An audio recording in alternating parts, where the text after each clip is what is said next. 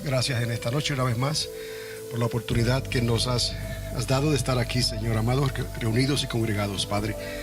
Gracias, Espíritu Santo, que nos iluminas y nos enseñas, nos das el entendimiento y la sabiduría para entender, Padre amado, lo que estamos estudiando y aprendiendo de ti, Señor amado. Te damos las gracias una vez más. Apresura tu reino. Amén y amén. Quiero hacer un comentario breve antes de continuar, y quizás tenga que hablar sobre esto más adelante en un domingo o en alguna otra ocasión.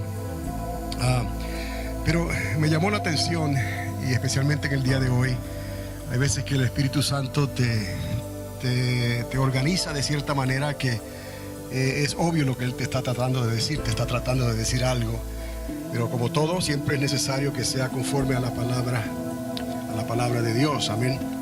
Entonces, estaba recordando cuando el Señor declaró estas palabras estando en la isla de Patmos. Le dejó saber a Juan, el apóstol, es necesario que le digas a la iglesia, escríbele a la iglesia, es necesario que regrese al primer amor y a las primeras obras. Eso siempre me ha resonado en mi corazón. Regresa al primer amor y a las primeras obras. Dos cosas principalmente. De igual manera, cuando Jesús estaba ministrando, muchos de sus discípulos y las personas que se le acercaban querían saber más acerca del reino de los cielos y de qué era lo que había que hacerse para poder entrar al reino de los cielos. Y Él le dijo los mandamientos, ¿los conoces? ¿Qué dice la Torá, la palabra de Dios? Y en este caso le respondió bien, le dijo: ¿cuál es el primer mandamiento? Amarás a Dios con toda tu fuerza, con todo tu ser. Y el segundo, semejante a este, amarás a tu prójimo como a ti mismo. Pero aún más, lo que me sigue sorprendiendo es que Jesús más adelante les deja saber que en estos dos mandamientos se encierra la ley y los profetas.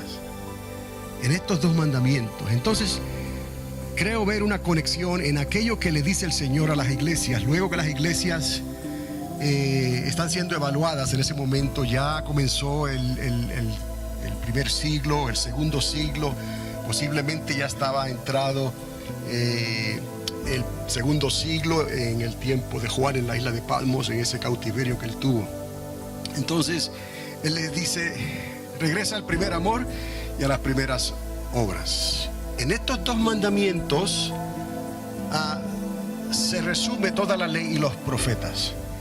Entonces hice la conexión: regresa a las primeras obras, regresa al primer amor primeramente y a las primeras obras segundamente. Amarás al Señor tu Dios con todas tus fuerzas primeramente, y amarás a tu prójimo como a ti mismo segundamente. Esas dos cosas. Y pensando en esto, entonces, es lo que le quiero decir. Si el Señor, el ángel del Señor viniese y evaluara al pueblo de Dios como Israel primeramente, y al pueblo de Dios como iglesia también, son dos capítulos en la historia del cristianismo y del judaísmo que no se pueden separar. Están ahí y estarán ahí porque Dios tiene un pueblo y Dios tiene un plan de redención, tanto para los judíos como para las naciones de la iglesia. Pero podríamos decir, separar el pueblo judío y separar la iglesia de Cristo como algo que le fue dado para beneficio también de las naciones de la tierra que no estaban incluidas en el plan de Dios de redención cuando Él vino a lo suyo y los suyos no les recibieron. Pero Dios no quiere que ninguno perezca, sino que todos procedan al arrepentimiento. Aquí hubo una encrucijada, aquí hubo un dilema, ¿no? El pueblo judío y la iglesia de Cristo. El cristianismo como vino a proyectarse después de la experiencia de Pentecostés en los primeros 2 siglos, hasta los tiempos de Constantino el Grande, más o menos, cuando ocurrieron cosas que ya marcaron la iglesia definidamente y en cierta forma en la dirección incorrecta. Pero no voy a hablar de eso ahora, solamente quería hacer la mención de esta suposición, de venir el ángel del Señor a evaluar entonces el judaísmo, Israel, y la iglesia, el cristianismo. Que si Dios lo viera de esta manera, cuando Él está hablando regresar al primer amor y a las primeras obras, amarás a Dios primeramente y luego a tu prójimo como a ti mismo. Que si en todo esto lo que se está viendo es el esfuerzo del judaísmo de amar a Dios sobre todas las cosas. Porque si el pueblo judío fue celoso en el amor a Dios. Por lo tanto, no pudo compartir su amor con su prójimo. ¿Por qué? Porque pensaron que ellos eran el pueblo escogido y que de la única manera que todo podría resolverse era viniendo el Mesías de Israel y estableciendo su reino literal en aquel entonces. No había lugar para el pueblo gentil, no había lugar para las costumbres abominables ante Dios. Pero cuando viene la iglesia, recibe la bendición del Espíritu Santo y recibe el llamado, recibe el amor de Dios y recibe todas las cosas que la iglesia necesitó desde un principio. Pero de la misma forma que aquel pueblo judío, los profetas llegaron a decir, sus labios verdaderamente me honran, mas su corazón está lejos de mí.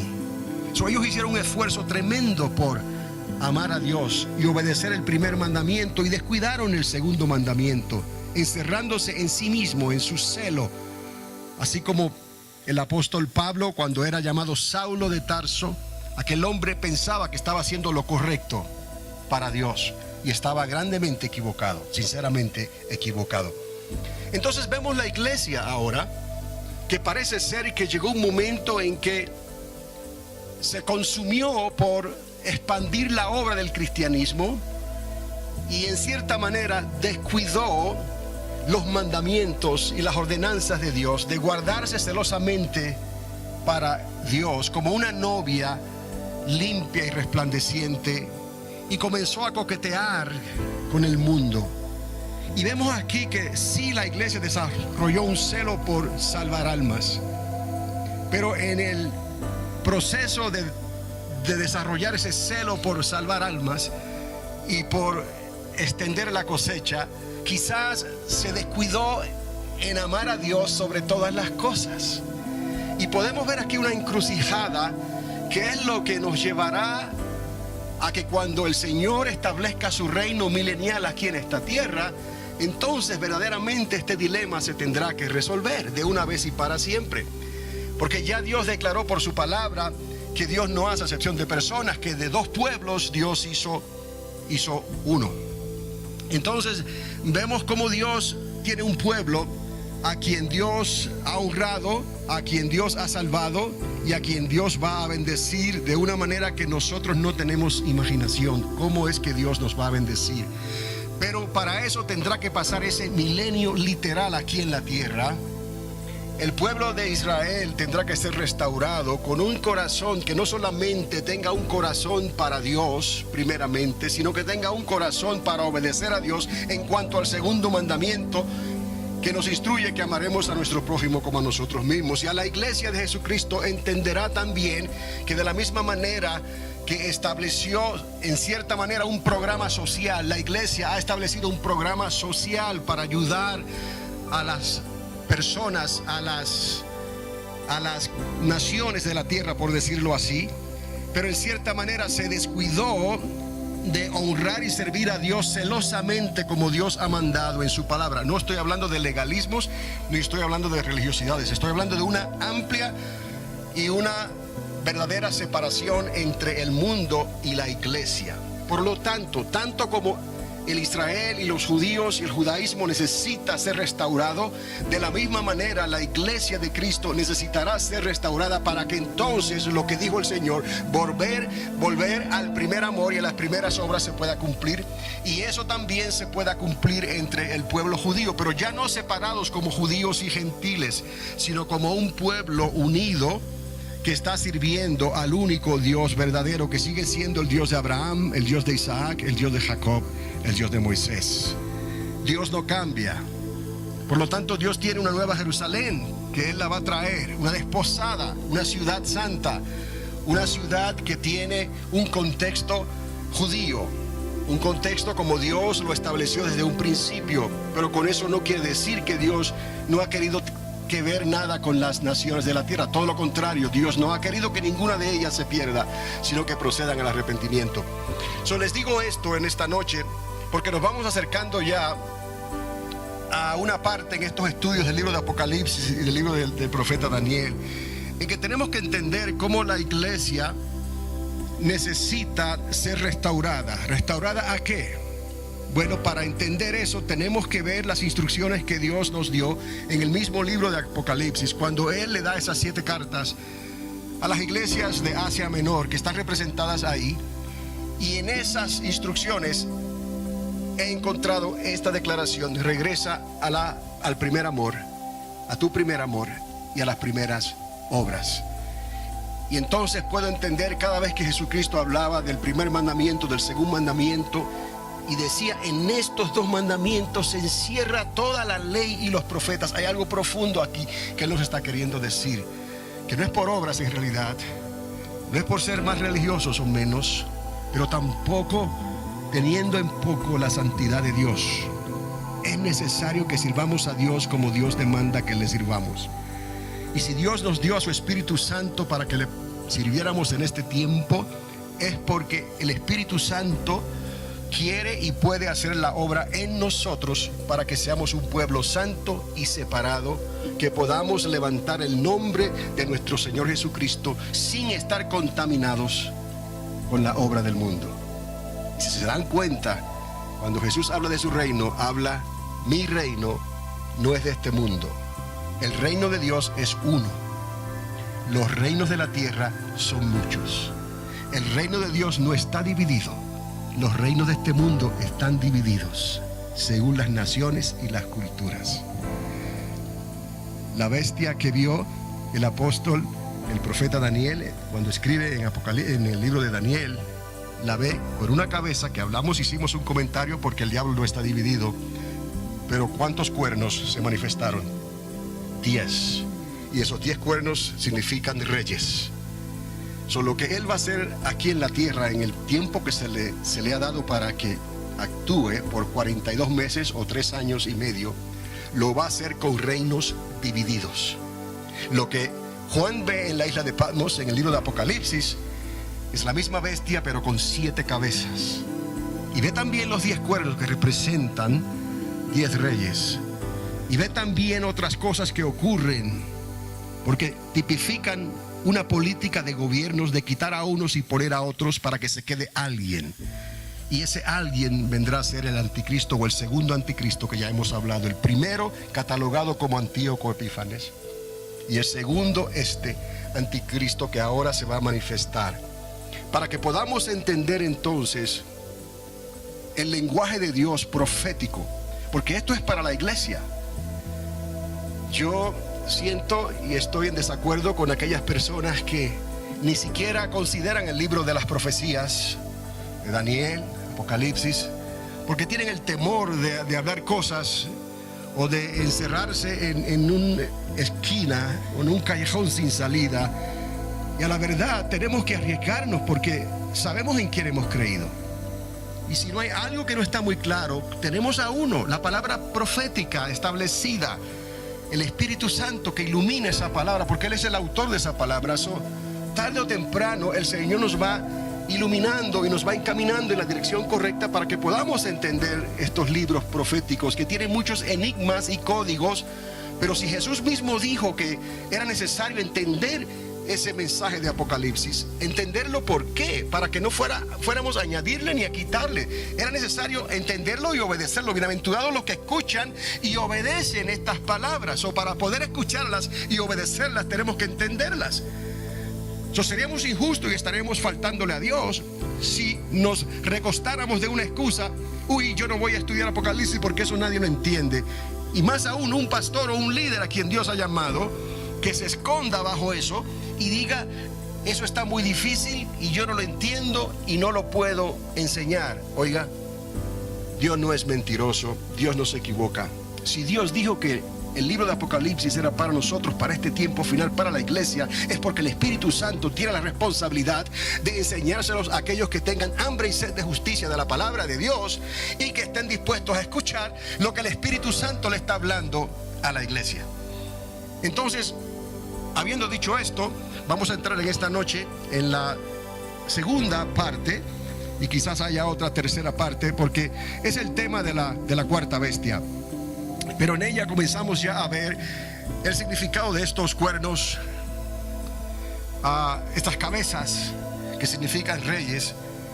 Y aunque no se menciona mucho el tema de las diademas, el profeta Isaías nos ilumina un poco en la palabra a través del Espíritu Santo de que esas diademas que se mencionan tienen que ver con el señorío y el reino del Señor Jesucristo. No nos sorprenda entonces que esa cabeza que se ve en el libro de Daniel, que tiene 10 cuernos, pero también tiene diademas, está tratando de alguna manera usurpar lo que le corresponde a Dios. Y ese ha sido su trabajo desde el día que se rebeló contra Dios. Y pudo convencer, políticamente hablando, a una tercera parte de los ángeles de Dios. Eso es algo extraordinario en sí, pero él lo pudo hacer. Y esa tercera parte de los ángeles que se rebelaron contra Dios serán lanzados juntamente con el dragón a esta tierra en el tiempo que se aproxima. Pero entendamos entonces, cuando entendamos sobre y estemos leyendo sobre las cabezas, los cuernos, cuando estemos hablando sobre la visión de Juan en la isla de Patmos, hay algunas diferencias, pero son diferencias que sí tienen una explicación. Quizás no sean muchas diferencias, pero una de ellas es que la bestia que ve Daniel sale con una cabeza y 10 cuernos. La que ve Juan sale con 7 cabezas, aunque también tiene los 10 cuernos. O hay aquí una anormalidad aparentemente. 7 cabezas con 10 cuernos. Es que todas ellas tienen un cuerno y 3 de ellas tienen 2 o tienen más de uno. Entonces eso lo vamos a ver en el estudio de Apocalipsis en esta noche, hasta donde podamos llegar. Y quiero que también considere en esta noche algo que Juan nos revela, que no necesariamente Daniel nos revela.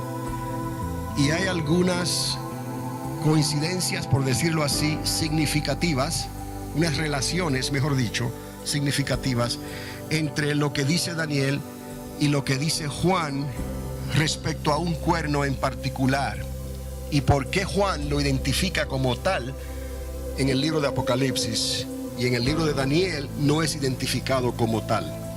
Pero no quiere decir que están hablando de cosas diferentes o de personajes diferentes. Entonces, regresando aquí a la última proyección que vimos en la semana pasada, y los que están escuchando por el internet, estamos haciendo esto todos los miércoles a la misma hora, por 1 hora más o menos semanalmente, hasta que podamos concluir con en este estudio apocalíptico, por llamarlo así. Pero hablamos de que eran 4 bestias. Identificamos generalmente, no específicamente, el tiempo de estos imperios. El imperio de Babilonia, Nabucodonosor, alrededor de unos 600 años antes de Cristo. Recuerden, estos números son generales, no son específicos. El reinado de los medos y los persas, alrededor de unos 500 años antes de nuestra era. El reinado de Grecia, y no solamente bajo Alejandro Magno, Alejandro el Grande, sino sus 4 generales. Recuerde que esta bestia que se vio aquí también fue identificada como un leopardo alado, y ese leopardo no tenía 2 alas. Este león alado tenía 2 alas. Este oso que representa a los medos y los persas estaba inclinado, y en su boca tenía 3 costillas. Y en el caso de Grecia se representaba como un leopardo alado con 4 alas, que significa la división de su imperio en sus 4 generales. Pero lo importante de esos 4 generales fue que de uno de ellos salió la de la dinastía Seleucida, y de esa dinastía Seleucida el número 7 vino a ser Antíoco Epífanes, el primer anticristo revelado, literalmente declarado en la Biblia, como que se levantó con la intención de cambiar los tiempos y la ley. Y ya he repetido eso varias veces, pero esa es la intención de los anticristos. En este caso hablamos de 2 anticristos principales, históricamente hablando, que llegaron a profanar el templo y a intentar y a procesar un sistema de gobierno diferente, en este caso helenístico, del mundo completamente, para cambiar los tiempos y la ley y quitar todo vestigio de lo que se conecta con Dios, como el pueblo de Dios, como los judíos, como los israelitas. Y también les recordé que hay más información en el libro de los Macabeos, que está en la iglesia católica, el libro que utiliza la Biblia católica, apostólica y romana, ¿no? En ese primer libro de los Macabeos está la historia detallada, que es verídica y que sirve, tiene su uso también, históricamente hablando. Entonces, lo que ocurre con la cuarta bestia, les mencioné también, es que ya no solamente tiene que lidiar en cuanto a cambiar los tiempos y la ley con el judaísmo, sino que tiene que lidiar con el evangelio del reino. Y ahí Pablo, el apóstol, nos advirtió ya que si aún un ángel del cielo se vistiera como ángel de luz y trajera otro evangelio, no le creáis. Y también nos dice la palabra, nos advierte que el mismo Satanás, el Señor le reprenda, se puede vestir como ángel de luz. Entonces, de eso es que necesitamos la ayuda del Espíritu Santo continuamente en nuestras vidas para poder servir como Dios manda, para poder comenzar esta carrera que hemos comenzado y llegar a la conclusión que Dios nos ha llamado. Entonces, hay esa situación en esos dos anticristos, y el segundo anticristo, obviamente, según la palabra nos revela, será mucho más eficaz, violento, por decirlo así, atrevido, político, que este primer anticristo.